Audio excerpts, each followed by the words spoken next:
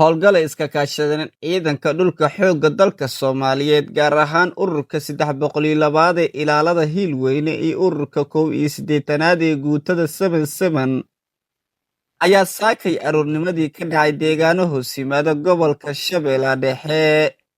howlgalkan oo qaatay dhawaad 8 saacadood ayay cagta mariyeen ciidanku deegaano dhowr ah. howlgalka ayaa laga fuliyay deegaanada kala ah Muryaale, Deegaanley, Eelka Waranle iyo weliba sidoo kale tuulooyin kale oo kooxda qabaaritaasi dhuumaalaysiga ku soo gaaray deegaanadan kuwa oo dhac iyo boob u geysta dadka ku dhaqan deegaanadaas.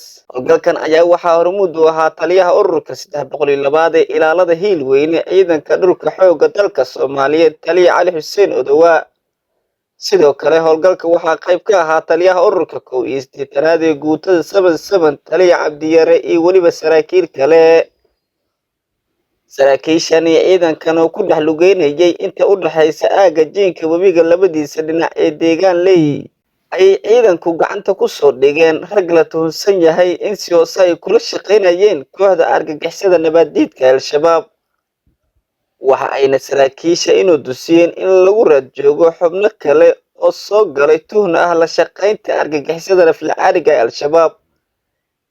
Saad Maxamed Suufi, idaacadda ciidamada qalabka sida gobolka Shabeellaha Dhexe.